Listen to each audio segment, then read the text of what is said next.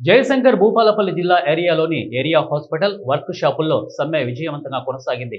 సార్వత్రిక సమ్మెను పురస్కరించుకొని జేఏసీ సంఘాల నాయకుల ఆధ్వర్యంలో జీఎం కార్యాలయం నుండి స్థానిక అంబేద్కర్ సెంటర్ వరకు భారీ ర్యాలీ నిర్వహించారు.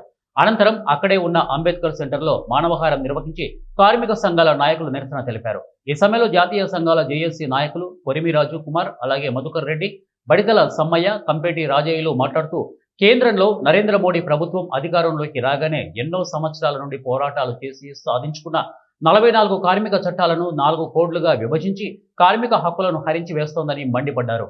బీజేపీ ప్రభుత్వం కోడ్ల విధానంతో మళ్లీ 12 గంటల పని విధానాన్ని బీజేపీ పాలిత ప్రాంతాల్లో అమలు చేస్తోందని తెలిపారు.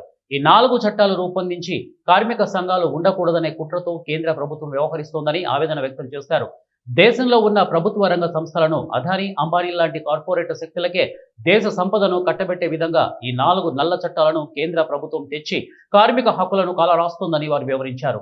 ఇప్పటికైనా కేంద్ర ప్రభుత్వం తన మొండి వైఖరిని మానుకొని కార్మికులకు హాని చేసే కార్మిక 4 కోడ్లను వెంటనే రద్దు చేయాలని ఈ సందర్భంగా జేఏసీ నాయకులు డిమాండ్ చేశారు. ఒక్కరోజు టోకెన్ సమ్మె చేయడం ఇప్పుడున్న సమాచారం ప్రకారం జయప్రదం జరిగింది.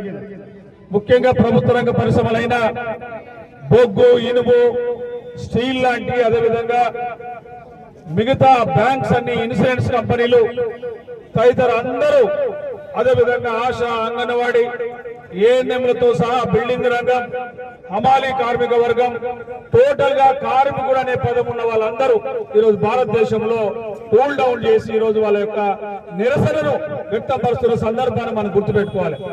నరేంద్ర మోడీ నీ పరిపాలనకు రెఫరెండం ఇది. అంటే ఈ యొక్క కర్షకులు, కార్మికులు నీ యొక్క ఆర్థికంగా నీ పెరుగుదలకు, నీ దేశ అభివృద్ధికి పాల్పడుతున్న ఈ కార్మిక వర్గాన్ని అణచివేయడం మేము సహించమని చెప్పి ఈరోజు ఒక్కరోజు నిరసన తెలియజేస్తున్న సందర్భాన్ని గ్రహించాలి. ఇప్పటికే జెన్కో కూడా విద్యుత్ పరిశ్రమలో బంద్ జరుగుతా ఉంది. బొగ్గు పరిశ్రమలో కోల్ ఇండియా, ఈ భారతదేశంలో ఉన్న 7 రాష్ట్రాలు ఉన్న కోల్ ఇండియాలో, అదేవిధంగా సింగరేణికి సంబంధించిన ఈ 11 జిల్లాలో కూడా బొగ్గు ఉత్పత్తి జరిగే పరిస్థితి లేదు. అంటే దీనికి అందరికీ కారణం నరేంద్ర మోడీ నువ్వు తెచ్చిన 4 లేబర్ కోడ్లు ఈ యొక్క కార్మిక వర్గానికి నష్టం కాబట్టి వ్యతిరేకిస్తా ఉన్నారు. ఇప్పటికైనా మీ వైఖరి మార్చుకోకపోతే, ఇప్పటికే మాకున్న సమాచారం ప్రకారం భారతదేశంలో 30 నుంచి 40 కోట్ల కార్మిక వర్గం ఈరోజు సమ్మెలు ఉన్నారు.